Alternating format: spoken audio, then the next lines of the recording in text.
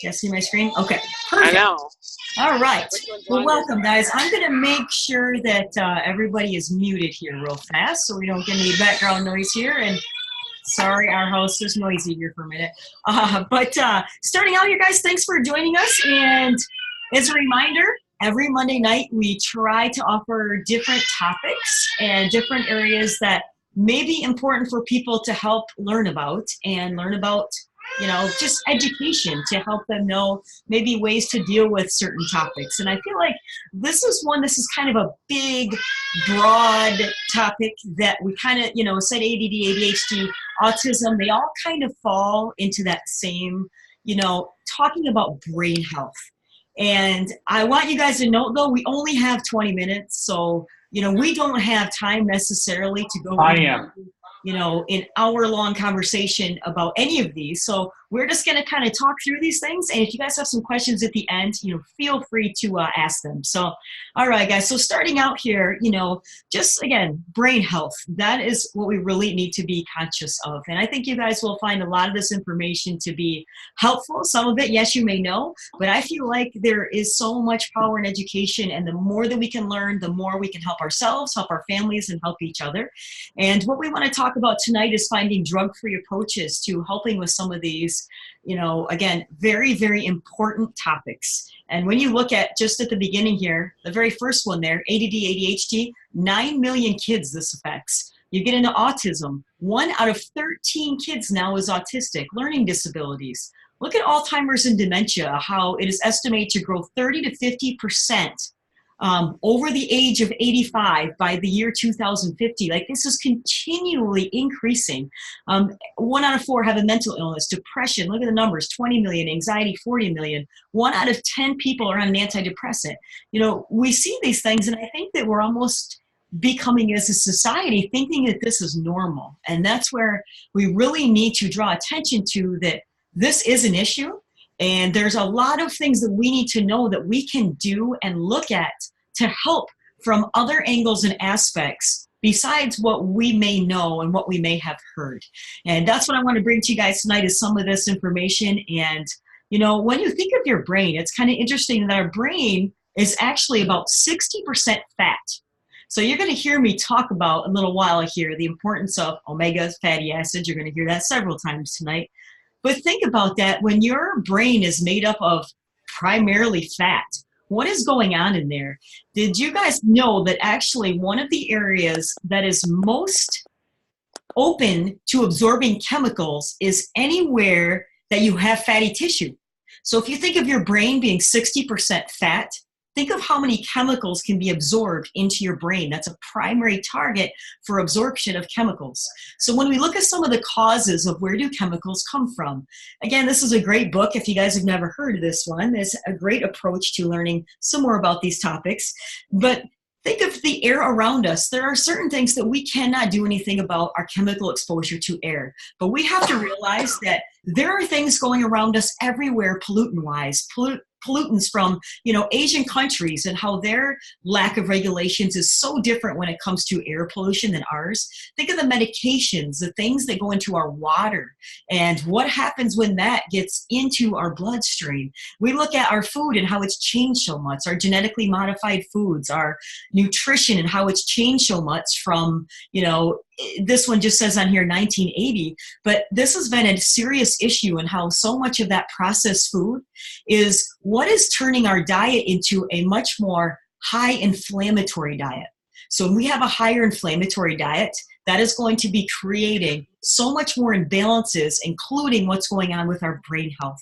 And if we don't have that brain health, our body, if we have so many toxins running through it, like I said a little bit ago of how, again, our brain has so much fat in there, that if we can't get those toxins out of us by detoxifying, look at, people that are severely constipated, people that have a hard time of getting those toxins out, that can lead to more and more toxicity issues. So I'm going to tell you guys just really fast here a testimonial that I thought this was a great story. And so I thought I'd share it with you guys because I think it leads well into our topic here tonight. But this is actually Janine's son, Chase. And Many of us have probably heard of Janine before. She's been around a long time, and actually Shackley, but her son was severe issues with autism and ADHD, and he was diagnosed in 2nd grade, and he is now actually in 4th grade, so this was a couple years ago. But when he started out, I think this is where you see a lot of common things with how people start to notice some of the symptoms, that as they start to maybe just notice little things. And this could be in kids, but this can also be in adults, guys. So we have to note that I may say kids a lot, but this can definitely be tied into adult health too, and brain health. But the things of emotional struggles, and the fact that he tried medications, and it reduced his appetite, caused him to be in a zombie state. If you look at his diet, the kid would not eat a vegetable, 0 vegetables, hated them. And when you look at his diet, look at that. It's simple carbs, processed foods, high in, I talked about a little bit ago there's your omega-6s again, which are causing more inflammation, and nothing in there that is helping to build his health.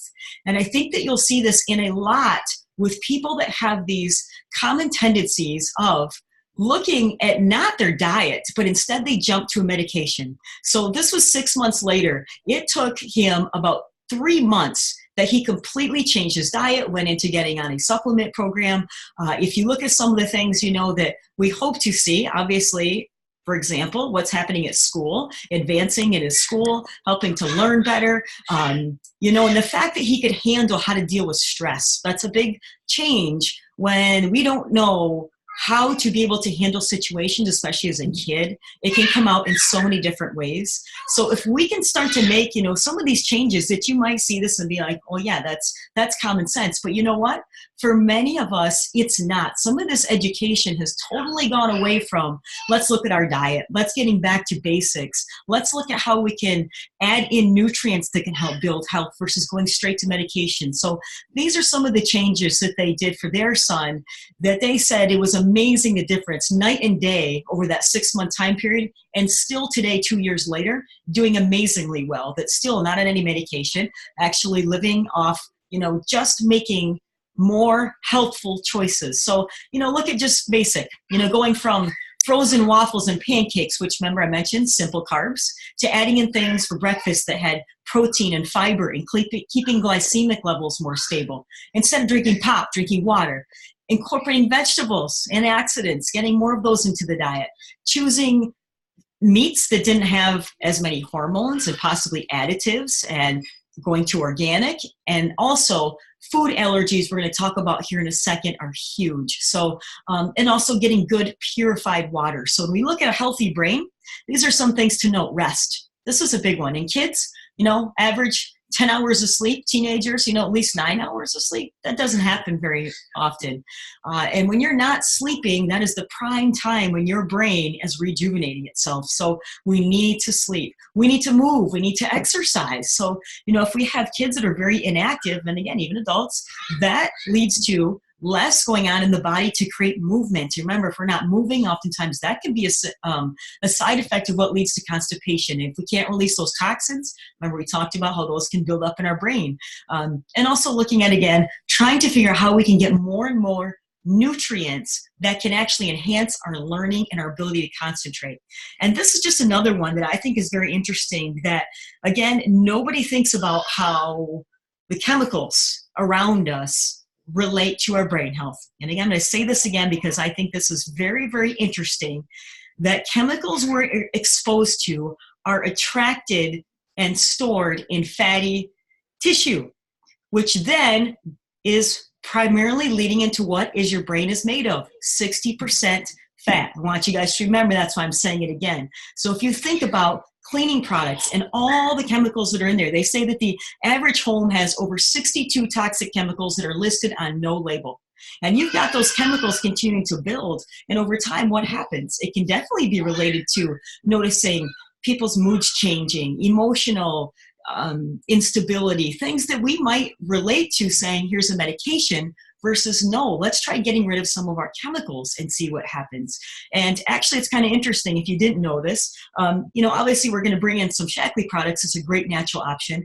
But our cleaning products, one of the reasons that our cleaning products actually were incorporated into the White House is because the Obama's daughter has extremely severe allergies. And they started bringing in the Shaklee cleaners and noticed a huge difference, and realizing that some of the chemicals that must have been used before could have been triggering some of her symptoms. So they are, again, great advocates for talking about Shaklee, along with Oprah and some other people there. But, it's good to note that these are used on all levels of people thinking you need to get rid of chemicals to help with our health. So looking at food allergies, I don't think that this is oftentimes, thought of either. But when you have a symptom, oftentimes it can be tied to a food. And this is something that can be hard for some people to determine, but it can also be very easy. And kids, oftentimes you can notice it very quickly. For example, if they eat a certain food and all of a sudden you notice that they are getting a runny nose or they have this cough, that it could be almost immediate for some kids. But adults, sometimes, like I said, it can be harder to relate. But some of the most common food sensitivities you're going to see in people with ADHD, autism, ADD are going to be gluten, and that's going to tie into, again, all of your wheat products, milk and dairy products, corn, and nuts. So, looking at how you can start to make changes in your diet, that is very important. Eliminating food additives. You guys have probably heard this before, but food colorings are not good for anyone, especially those that may, again, be on the spectrum of some of the things we're talking about here and dealing with brain health. This is very interesting. Some of the studies that they try to hide and make food coloring seem like they're actually okay. This is a good example. You see this? 2 to 3% are sensitive to food colors. This is, again, very interesting because this was actually some data that was put out in some of the information of talking about what can be used to help with ADHD. So this 2 to 3%, this was only tested on about a dozen additives. There are over 1,300 additives that are in our foods today. So you see the 2 to 3% and you think, oh, that's nothing. But it is if you learn the broad spectrum of how many additives are actually around today that we have no idea what's happening when we were to test more of those. The data is not there to tell us. So we really need to be watching those colors and additives. And the average person eats 10 pounds a year of these additives and food colorings. That is a lot of colorings, but it's hidden in so many things, even things like ketchup and things you would never think of, that it's disguised. So make sure you're reading your labels. And cancer, this is another one. They're not saying specifically that food colorings and enhancers and all of these preservatives are linked to cancer, but they are directly related. And here's the hard part, is a lot of times these are not showing up for 20 to 30 years later. And that's why it's really hard to say, oh, you're eating red number 40 food coloring that you're going to have cancer. No, it's that long-term exposure. So again, these can take 20 to 30 years to develop. But if we can start to look at reducing some of those additives now, that's only going to help us in the long run. So some other factors that we talked about, our cleaning products. We talked about a little bit about the air pollution, the food additives, but these things that can damage the brain. We talked about lack of sleep, but lack of nutrients is huge. And again, here it is, I guess I've now 3 times I believe, but if you have that much fatty tissue in your brain, over 60%, if you're not eating healthy fats, how is that being restored in your brain? I do not know too many kids that are going to reach for a sardine as a snack or something that's really good in high omegas. Instead, they're reaching for the processed high inflammation type foods, which then are creating the opposite effect, which is doing more damage to the brain. And like I said, lack of sleep and stress is another huge factor in learning to control that, but stress damages our brain cells.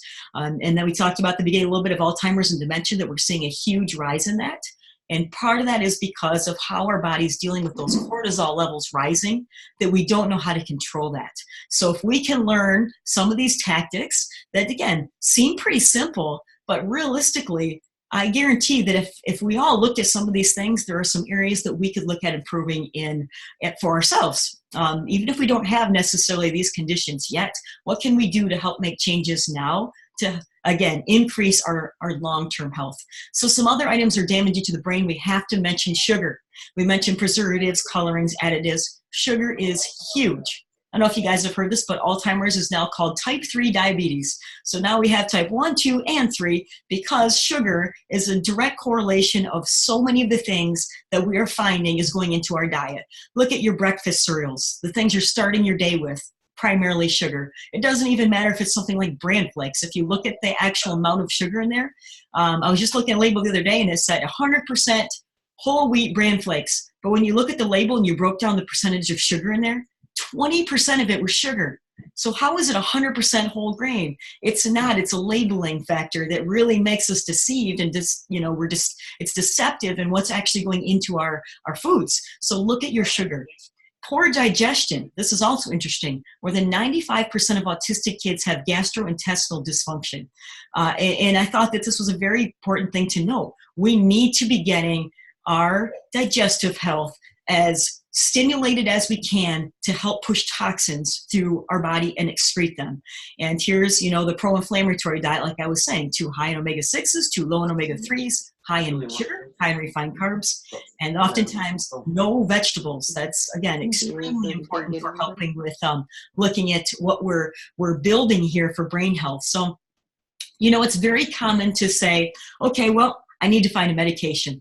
Yes, they are used and oftentimes mandatory in many situations, but we also need to know what are the side effects, and are the side effects going to outweigh the benefits? So be aware of what is going into many of these things. And it's not saying that every person is going to respond in this way, but we have to note the state of mental health today is completely changing, and it is happening at a younger and younger age. And we have to worry about things like suicidal thoughts and psychotic behavior. We need to know, is there a medication that could be triggering any of these things that you see happening in ourselves and in our kids, and be aware of this. So look at what is happening with medications, even in some of the things that are considered non-stimulant. This is a very popular one.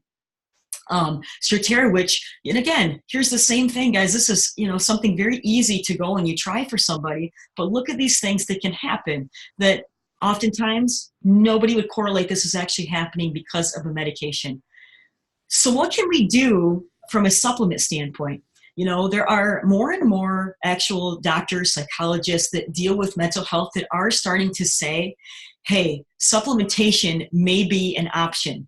And I'm a huge advocate myself for trying to help get people to understand that we should look at our options. If we can help to build up our resistance to disease, our resistance to so many factors of stress impacting our body, that we may notice a great improvement in some of the symptoms that we see happening with many of these conditions.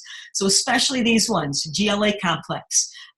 If you guys don't know anything about GLA complex, this is very interesting that children have been found through studies and testing that they are less likely to be able to produce what's called gamma-linolenic acid. That's your GLA complex there.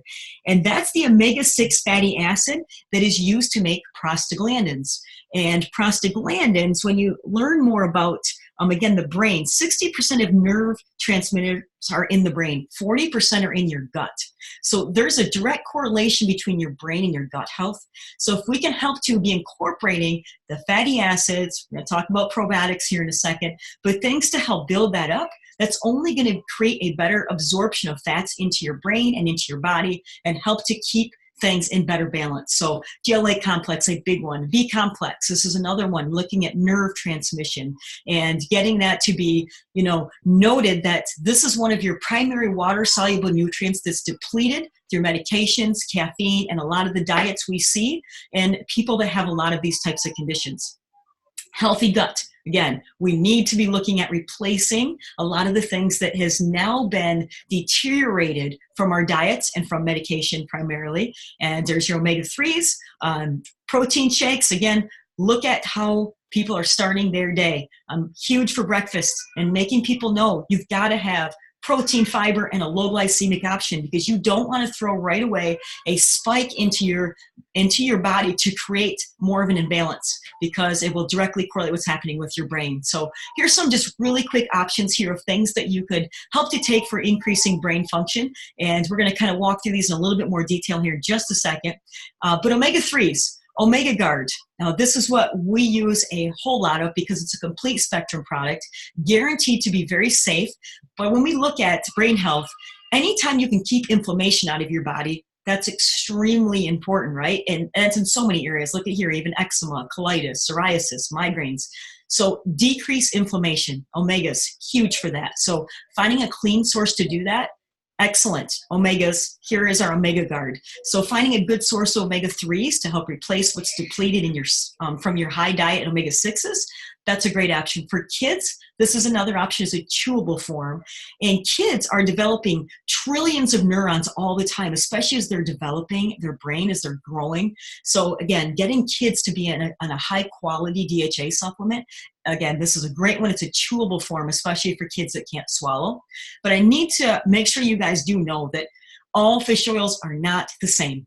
And again, this is not about a Shaklee spiel of making you know that you have to buy Shaklee. It's not that at all, but there are so many products out there that are very dangerous.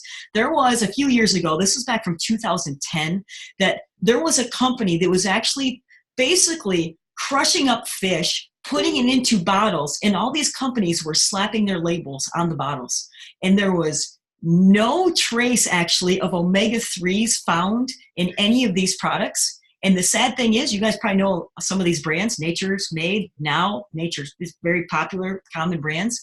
These have not been changed, granted lawsuits that have been against them. So here we are, 9 years later, and there's still a lack of regulations from things like PCBs being found in fish oil supplements. So we need to know that all supplements are not the same. They need to be somehow done in a process that removes contaminants, PCBs, mercury, lead. We need to be very concerned about our fish oil choices today. And that's where, again, omegas need to come from something, especially a supplement choice like Omega Guard. Breakfast, protein, look at good quality protein. Remember we mentioned your diet? We want to avoid as much as we can those omega-6s, and we want to try to make sure that we're getting protein and fiber to help keep ourselves stable. Here's a great recipe. Kids love this one. A cup of peanut butter, a cup of protein, mix it together with a third cup of honey. Low glycemic, it's really chewy. It's a simple thing that even kids can make themselves. So a great little recipe to have is something if you're looking for a healthy snack idea. So here's a summary, guys, of kind of just everything we talked about. We should make sure we're getting good nutrition. That should start with a multivitamin. And some options would be a Vital E, and Credivites would be, just a couple of the options. B Complex for helping with the nerve transmitters. Omega Guard, so again, helping with increasing the amount of getting the good fats back to our brain. Getting ourselves started with a great beginning foundation in the morning. Again, balanced protein, fiber, low glycemic. Optiflora, build up the gut health as much as you can. That's going to help with getting toxins out. Remember, helping with constipation, getting our gut back in check. And other options could be GLA complex, and make sure we're trying to get real whole foods. Huge vegetables, 6 a day. I know I struggle with that, so I'm working on that myself even, but 6 a day at least, guys, and eliminating a lot of those things like colors, flavoring, sugar, and junk food. So, all right, guys, I know we are out of time here. I am going to go ahead and stop this recording, and then I'm going to open it up to questions.